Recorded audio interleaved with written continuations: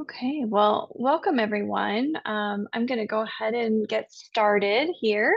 Thank you all for joining us today for this exciting webinar to unveil the latest tool from our work with the Quad Cities Climate Assessment, the Quad Cities Flood Map.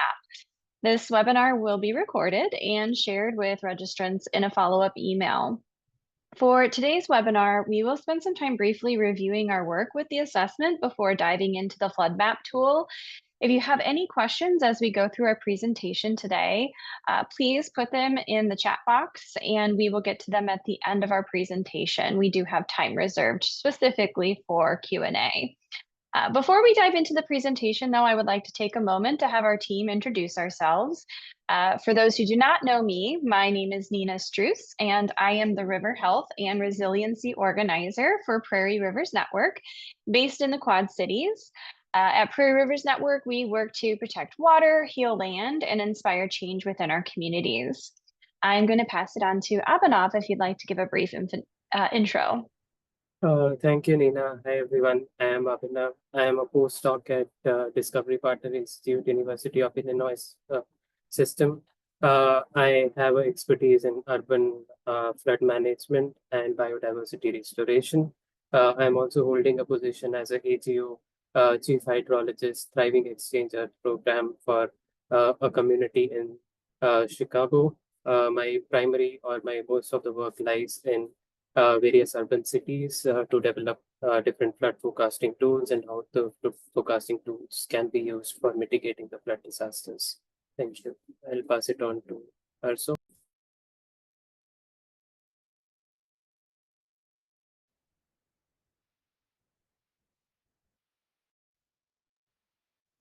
I don't think we're hearing your audio. You might have to join or fix your audio, but I'll go ahead and intro you while you figure it out.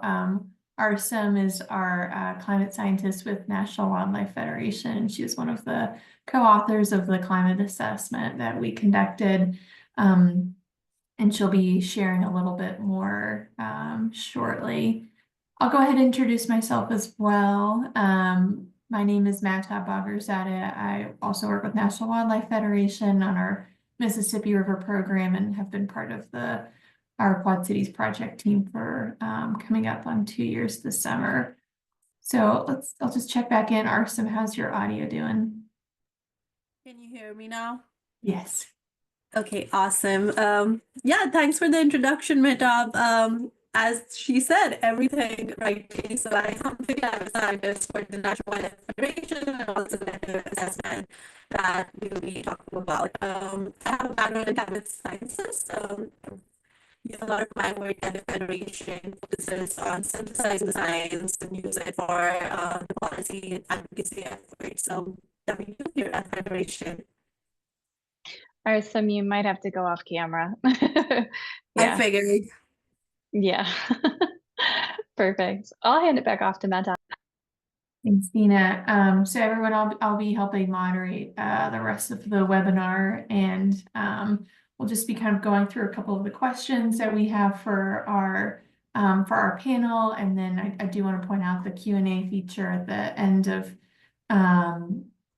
the presentations. We'll have some time just to address any questions from the audience as well.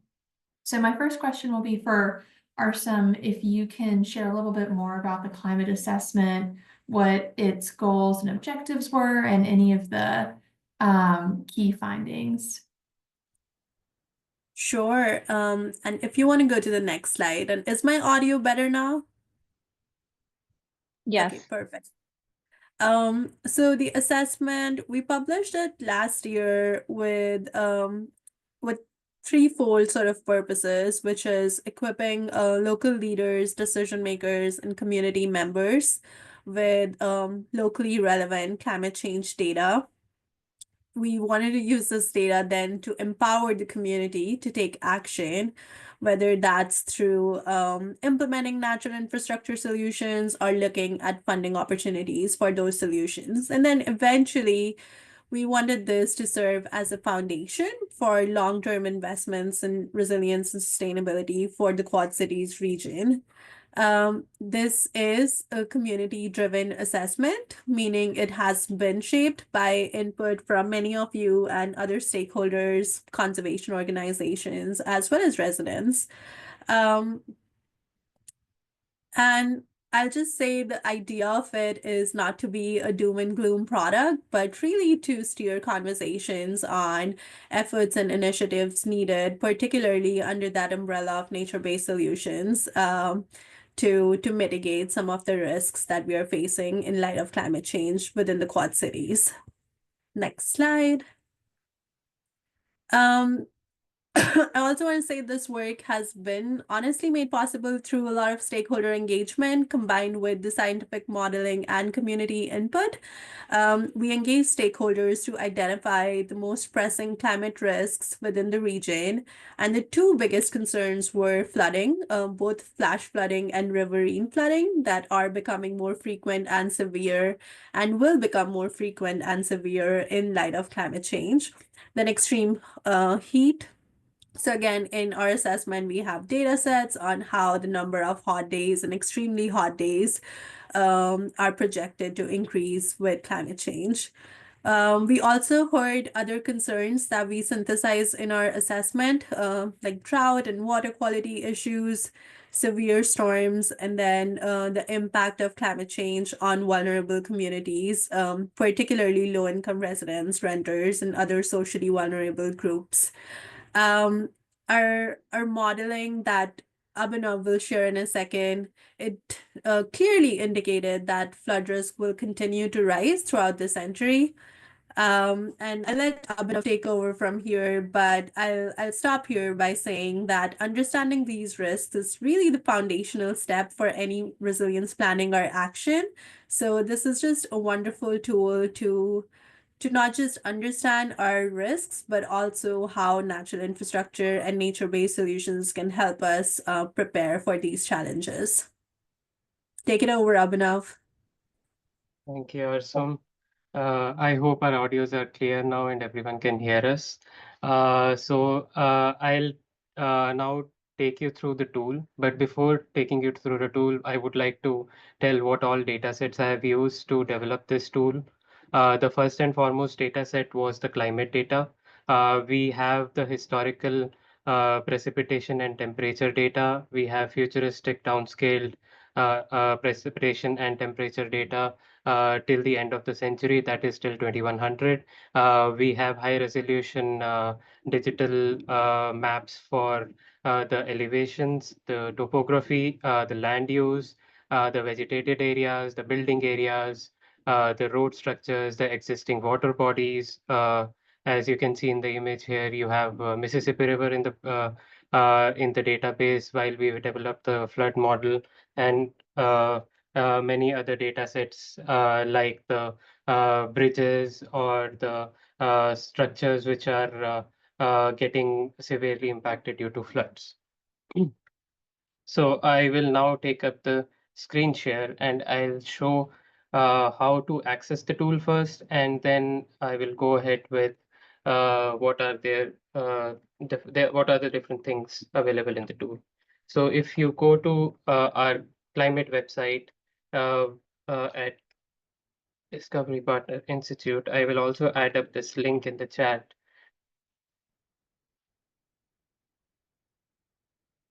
So we have a small brief of what we have done in the assessment and what are different elements considered, what are the major findings, how we did the stakeholder engagement, and so on. And at the end, we have a live product demo, which is the product which I will be sharing now. If you click onto this product live demo, you will be taken to our tool, which has a lot of data sets here and a lot of data sets in the background, which we have used to develop this tool. So this tool already have what all the water body information which we have for the region. We have different national hydrography data sets available in this tool. You can just click in or check the box which the data which you would like to see. For example, if I am clicking national hydrography data sets, you'll see all these data sets which are there.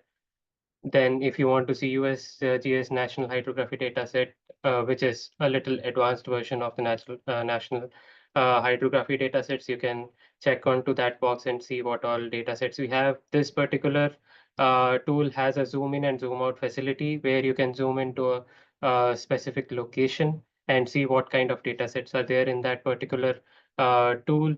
You have an option to enter the address and find out what is there in a particular location, what all data sets are there in the particular location, how the things are there in that particular location. Next, what we have is the flooded regions which we have modeled for different centuries or for different time periods. So we have and the details of those time periods are available in the report detailed in the report, but I would give a small brief on it. So we have divided into three different sections. One was from 2020 to 2050. What would be the potential flooding scenario, then 2050 to 2080 and 2080 to 2100. So these three scenarios we have taken. Again, you have a zoom in and zoom out facility onto the region. You can zoom in and see what kind of flooding is expected. And if you are interested in how much this color represents or how much flooding depth can be expected in this particular region, you can go to an option called Legend here, and this will give you the range of flood depth which can be expected in a particular region based on the color. For example, you have a green color here, and that corresponds to 1 to 1.5 inches of rain which can be expected from 2020 to 2050. And then we have also like this was a scenario from 2020 to 2050. Then we have 2050 to 2080. Again, a zoom in and zoom out facility, and you have different flooding depth at different locations. You can see those depths again going to the legend. And you can move around and see the flooded regions in different areas. So this is the region which we have modeled. Then we have 2080 to 2100. What are the possible locations which can get flooded and how much they can get flooded? So this is what is the tool about. In addition to that, we have also modeled how the nature-based solution can help in reducing the flooding, which I will be covering in the next section of the presentation. Abhinav, before we get there, Nina, can you share a little bit with us why we felt this tool is needed or what purpose it might serve? Yeah, absolutely. So throughout the creation really of this assessment and since the release, we've been purposefully actively engaging with stakeholders in our communities to really ensure that this report was and remains still a collaborative effort. And in these conversations, especially after the report release, we've had several stakeholders ask for the same thing, a way to be able to zoom in and out of specific areas to identify flood risk based on the flood modeling that we had in the assessment. And so luckily we had a skilled partner in DPI that we were able to really create this tool that was identified by the community as necessary to really help provide that resilience or increasing that resilience in our region. Yeah. And could you share a little bit about, and maybe this is both for you and Arsum, how we can build resilience across a region like the Quad Cities, where it does encompass 2 states, several jurisdictions, and major river bodies like the Mississippi?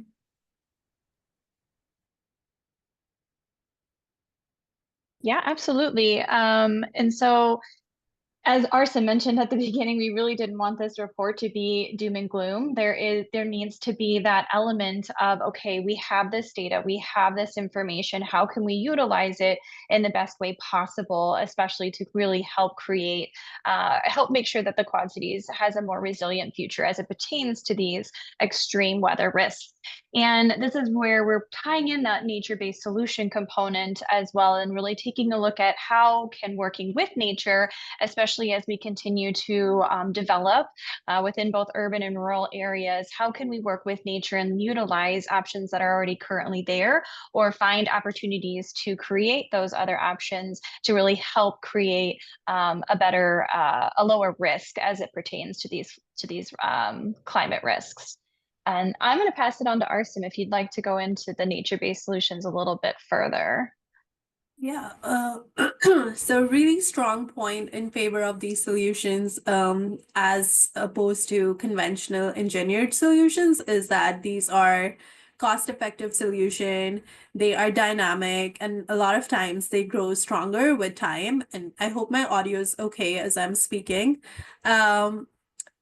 So what are nature-based solutions? The essential idea, it centers around conservation and restoration of natural systems, but they can also be combined with gray infrastructure to make it more resilient. They are actions to protect, sustainably manage, and restore natural features, while also providing a plethora of environmental and economic benefits, especially to our communities as well as wildlife. They, as I mentioned earlier, have the ability to adapt to a changing climate. Natural features grow more stronger with time as compared to engineered solutions that are more static and requires that ongoing maintenance. They are a great alternative to hard infrastructure, but can also be used in combination, which is what's called hybrid solutions, where they actually enhance the protective services provided by those engineered gray infrastructure solutions. And again, a really strong point in favor of natural infrastructure and nature-based solutions is that they provide a wide range of co-benefits. Cleaner air, they purify, like wetlands and oysters purify water, so they have water quality benefits. They provide habitat for wildlife, carbon sequestration. Natural features are carbon sinks, so they're known to store huge carbon. They're known as huge carbon pockets, storage pockets. They have the recreational outdoor tourism benefits through that nature tourism piece, and then of course they are a vital cultural asset within the community. So many benefits, and just a great investment as we think about these climate risks and how they're going to be increasing in the future. Thanks, Arsen. Abhinav, I know you were teeing us up for this, but can you tell us and show us how nature-based solutions can help mitigate these flood risks? Sure, Snehata, thank you. So I will be now giving a very detailed overview of what the tool is, how you can do different kind of exercise to see how nature-based solutions can reduce flooding in the region. How can you search different locations in the region and see what are the flooding scenarios first, and what are the potential nature-based solutions which can be adopted, and so on. And that I am sharing my screen. Again, going back to the tool. As I mentioned earlier, we have an option where we can add in the address of a particular place and see what actually is happening in that region with respect to flood. So, for example, if I would enter Martin Luther King and the Martin Luther King in Rock Island, and you can see here you have given us, they have given you a suggestion. Click onto that, it will take you to that particular region. It will show you what kind of a landscape is there. You can zoom in and zoom out and see what other things are there in that particular area. And then when with this, now if you want to see what flooding situation is expected in this particular region for different categories of the time period which we have taken in our report. I'll give an example first with what can happen in that particular region from 2020 to 2050. If you see this is a flood map, or this is the flooding situation which can happen in that particular region. For example, Martin Luther King Jr. You can zoom in and zoom out and see what is happening over there. Again, to show what these colors indicates is you can go to this legend and you can see what these colors indicates. These colors indicates what is the flood depth in that particular region, which is expected to happen from 2020 to 2050. For instance, if you take Martin Luther King region, you have three different colors, or I would say four different colors, two shades of green, one yellow, and two shades of blue. And you see the value of flood depth in that particular region, which is in inches. For example, just next to the building or next to Martin Luther building, there is expected flood of 2 to 4 inches, which can happen from 2020 to 2050.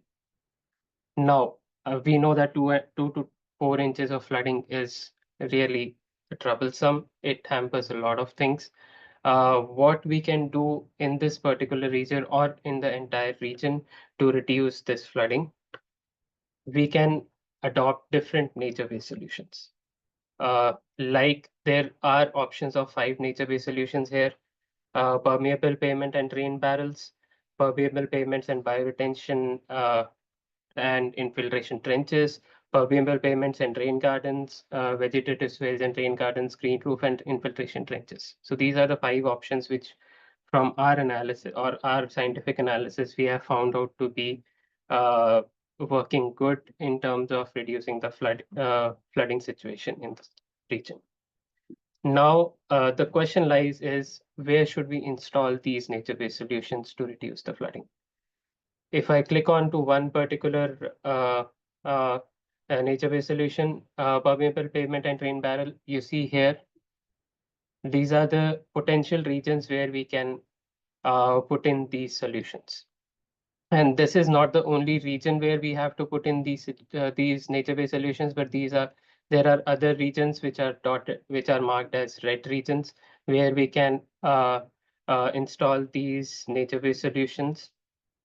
Another example, if I talk about, is permeable pavements and bioretention trenches or infiltration trenches. These are the locations where we can adopt these features or these nature-based solutions. If we want to apply permeable pavement and rain gardens, these are the potential locations where we can put in these solutions. Now, putting these solutions, how the flooding situation, which is this, can be reduced in the time period of 2020 to 2050. So I have switched on 2 layers here. One is 2020 to 2050, which is without any nature-based solution right now, which you can see. If you switch it off and see, this is a scenario where if you apply any of these nature-based solutions, the flooding can be reduced to this extent. Now, again, zooming into the Martin Luther King Community Center, if we have not applied any nature-based solution in the region, this was a flooding situation. That means we were expecting around 2 to 4 inches of a flooding depth near to the Martin Luther King Community Center. But if we apply the nature-based solutions, the flooding situations can be reduced. You see many of the colors or many of the colors which were there has just vanished. That means if we apply those nature-based solutions, those regions are protected due to floods, from floods, and in other regions, the flooding can be reduced drastically. Just again, this is a situation of 2020 to 2050. If there are no nature-based solutions applied, and if there are nature-based solutions which we have suggested here are applied, this would be the flooding situation. Going again to the next time period, 2050 to 2080, which is a bit severe flood events which we can expect, or flooding situation which we can expect in the region.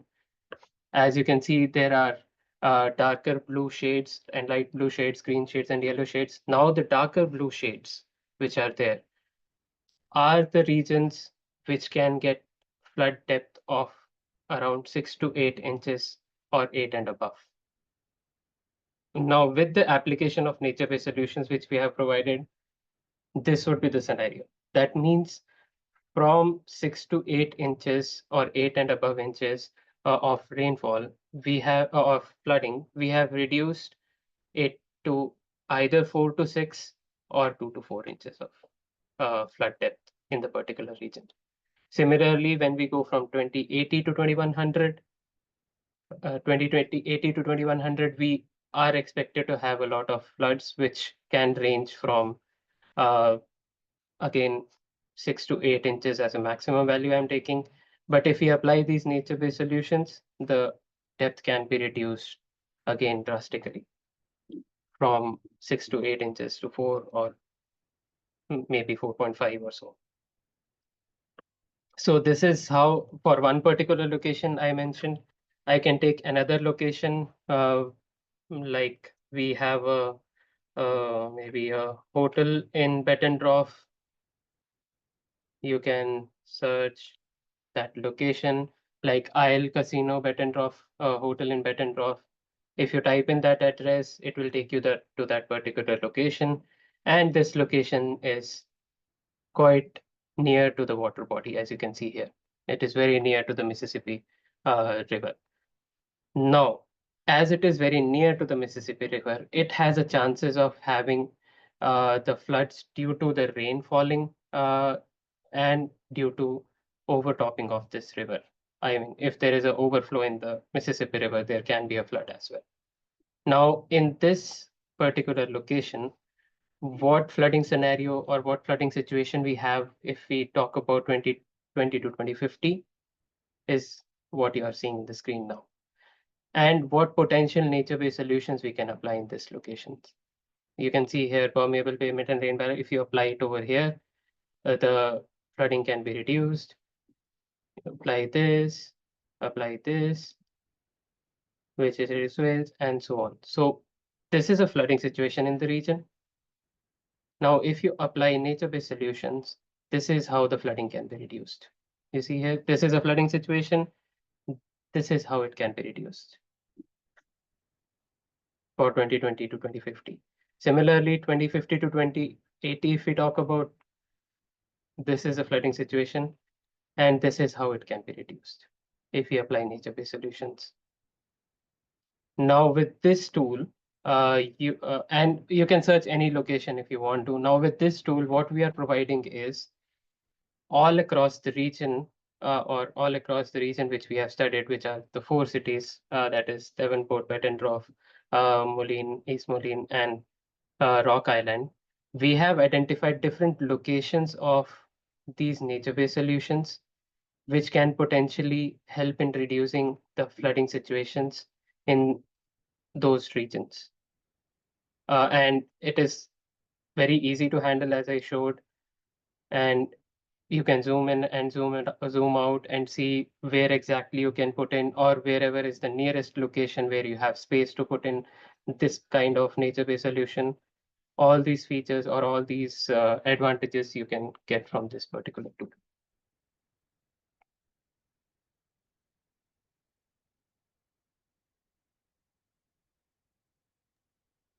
That was very comprehensive, and just got a couple comments in the chat noting how excited folks are about being able to zoom into their particular neighborhood or residents and better understanding anticipated climate risks. Nina, on that note, can you talk a little bit about how community members in the Quad Cities can actually practically use this map, either maybe from a different roles that they may play as a resident or otherwise?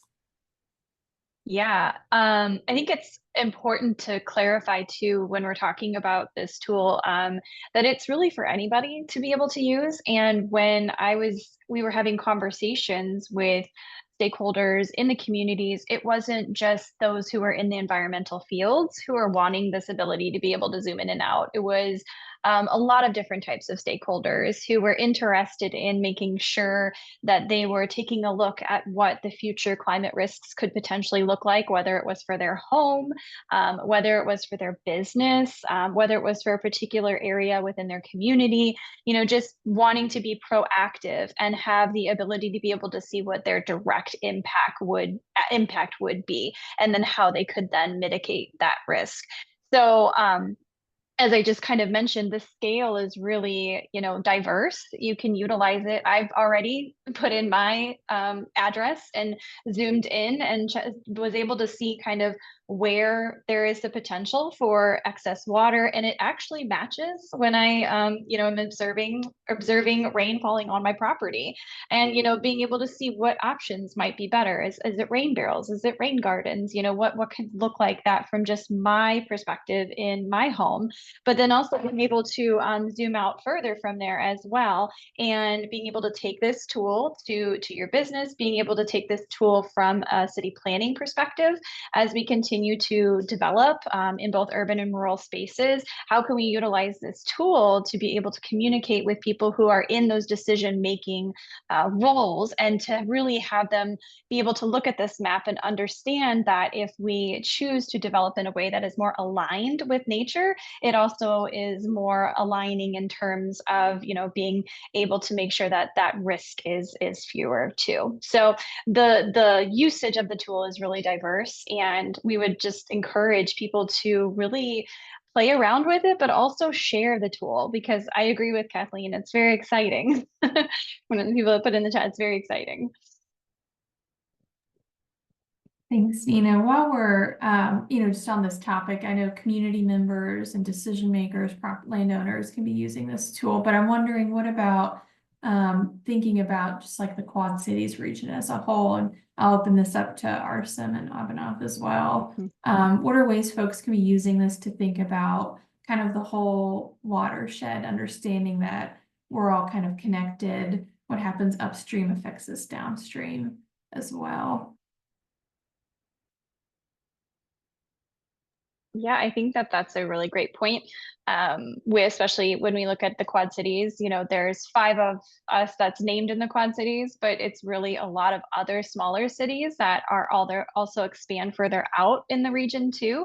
And as you mentioned, what one nature-based solution potentially further upstream could do also has positive effects further downstream in cities, further downstream as well. So being able to kind of think not only just zoomed in, but even further out of within the picture too, to try and find smaller scale, but even larger scale options that really not only help protect the resilience of a specific area, but then also end up having a wider resilience throughout the region also. I don't know if Arsim or Abhinav, you have anything else to add to that? Can't hear you, Arsim. Can you hear me now? Yes. I just want to add, talking about scale, it also helps to see that even though we're looking at some of these solutions are more site specific and smaller scale, you could still see the high flood risk benefits that they're providing, and the value in creating more of these solutions and connecting them through a network to provide large scale flood reduction benefits within the Quad Cities. Yeah, to add on to what Mehtab was telling about upstream and downstream, and Nina gave a clarification on that, I would like to emphasize on the tool that has been developed. The tool is actually developed for a larger region, which is extending somewhere around 21 miles above or on the upstream region, and 7.8 miles on the downstream region. So you have enough coverage to see what is actually happening in the upstream, or how the upstream regions are impacting the main cities, and how these nature-based solutions can also help in reducing flooding in the downstream regions as well. Thanks, Abhinav. All right, I think we'll go ahead and open it up to Q&A. If you have a question, there's a Q&A function in Zoom, but you're also welcome to use the chat function as well. Folks have been providing their questions in there. And Nina, if you wanted to go ahead and plug this survey Yeah. before we get any further. Yeah, definitely. And yeah, definitely keep submitting your questions if you have any. We wanted to plug this project identification survey. This was something that we had released early on, right after the assessment was released, just ways to kind of provide information on projects that you might be currently working on that would fit within this resilience nature-based project scope. And so we'll link the survey, this project identification survey in the chat, but we'll also make sure that this is accessible via a follow-up email. But if you have an idea or have a project that's currently something that is about to take place or lift the ground or looking to implement, and you're doing this work, we would love for you to share this with us as we are collecting this data and trying to kind of see where there are opportunities for further collaboration. Thanks, Nina. All right, we'll go ahead and start getting to some of these questions. The first one, Abhinav, is for you. As you're looking at sites that are more inland, away from the river, in your models, what are you using for the source of water flooding? And I'm assuming they're asking, how you're differentiating between flash and riverine flooding sources. And Judith, if I'm mischaracterizing your question, please let me know. Yeah, I know. I think it's all good. So I'll give a little bit of a technical explanation to what and how these flood models are being developed. As we all know, quad cities, or the cities which we are talking about, are surrounded by large rivers. So the region has a possibility of having riverine flooding and flash flooding as well. So when we develop our flood models, we take into account both these flood model exercises which we are doing. So for flash flooding, we typically consider rainfall as the primary source for water, and how it has been distributed all across the region, and how it is traveling from one point to another point in our hydrological models. For riverine flooding, we see the historical patterns of how the water is being flowing in the Mississippi River or in the other small rivers or creeks. And then we extrapolate them for future and see what can be the potential flow in those rivers. And we integrate all these data sets and identify what are the flooding situations via riverine flooding and via flash flooding. And then we combine these two, or I would say then we overlay these two and see what is the cumulative impact of riverine and flash flooding, which we collectively are telling the flooding situations in the city. I hope I answered the question. We've got another question about rural nature-based solutions. So Megan asks, can you apply these solutions to rural homeowners that have properties directly along the Mississippi and who experience sewage issues during a flood, where flooding may cause their sewage to be emitted or expelled? Actually, rather a question. This is a good suggestion to be included. Right now, I have taken a liberty to use all the satellite products which we have available open source and acquired through various sources, and utilize them to identify what are the locations of these nature-based solutions and how they can reduce flooding issues. Not anything, we have not yet studied about any water quality related issues, but that can be a good potential further research question to address how the water quality issues which are coming up from sewers can be addressed. Again, to mention, this tool in the background also contains different sewer networks which are already available in the city premises, either underground or open source channels.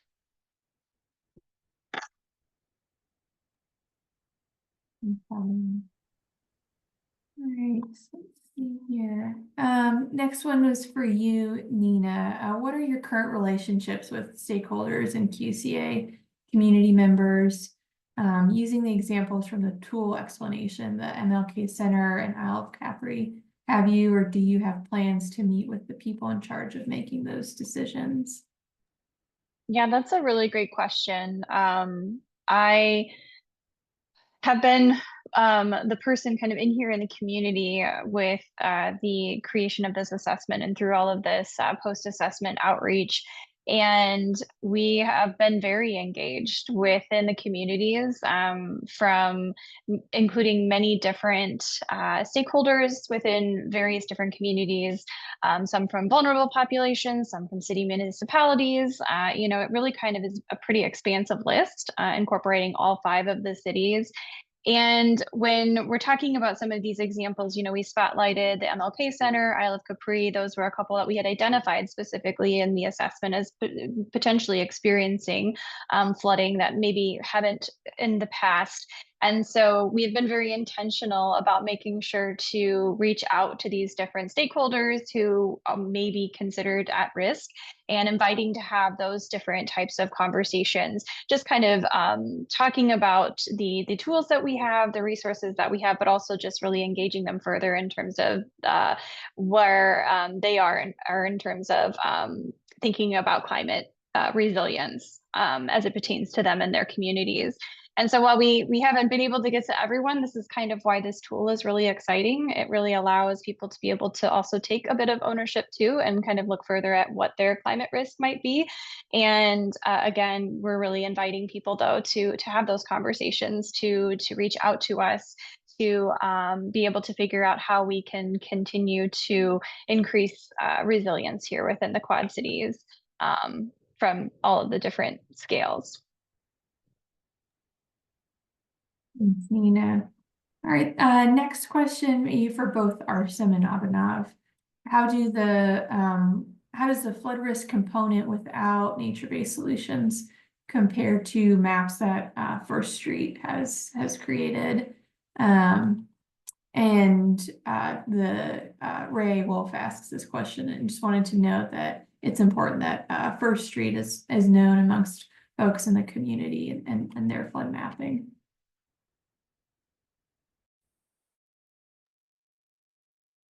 Maybe I'll go first. So the major advantage of this tool over First Street tool is the resolution.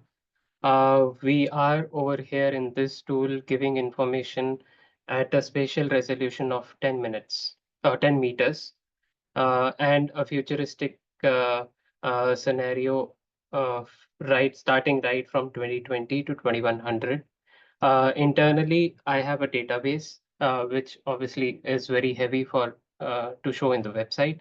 I have a database of the flooding situations every day, what can happen in the region at daily intervals from 2020 to 2100, and how these nature-based solutions can be used to reduce that flooding situation every day from 2020 to 2100 at 10-meter resolution. So that's one advantage in terms of science, what we have apart from the First Street map, which is widely used in the community.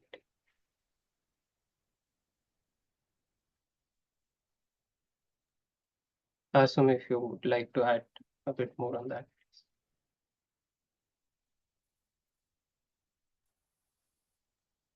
I think Arsim might be continuing with audio issues. So we'll just go ahead to the next question. Michelle asks how this tool can be used in conjunction with the Iowa Flood Center's tools and how they might be different. Okay. So in Iowa Flood Center, so one major thing, if you see in our report, in a detailed report, we have compared these flooding situations with the IFIS database. And if you see IFIS database that do not consider Rock Island region and upstream of the Moline. So we have included those regions as well.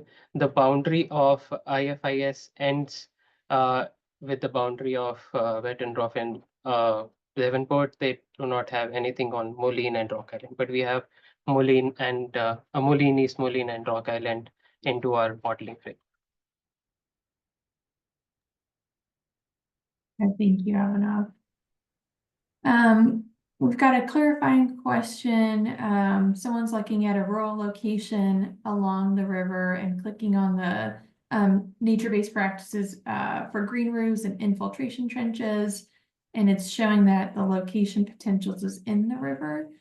So can you clarify, Abhinav, is this suggesting trenches be put in the river to reduce flooding or along the river? Oh yeah, I think I missed mentioning that particular point. So the detailed products which we have developed is developed in-house. So there might be a projection issue when we put it onto a website. But if you see the locations of different nature-based solutions, if they are falling on the water body, like Mississippi River, you can take the nearest locations which is available for constructing that particular nature-based solutions. So the main idea is we are providing you the information about where in a particular region a nature-based solution can be applied, but you can use that particular nature-based solution and apply it to the nearest location where you have space to apply it for. That's one suggestion which we are providing from this tool. Yeah, I hope I answered the question. Yes, sounds like you did. Thanks, Abhinav. All right, I'm not seeing any more questions in the chat, so but please feel free to send them along, or and I'll pass it to Nina, who will share our contact information for any further questions or future partnerships and collaborations.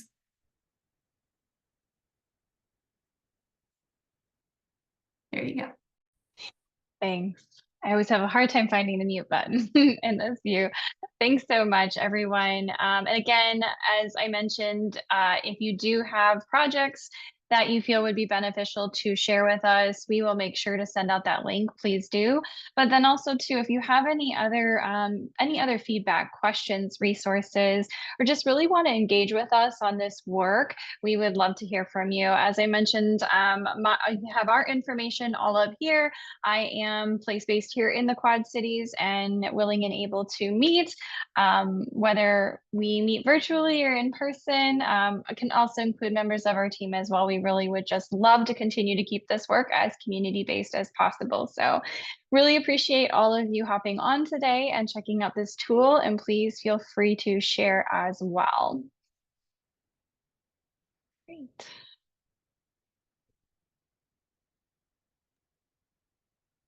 Looks like, do we have any other questions?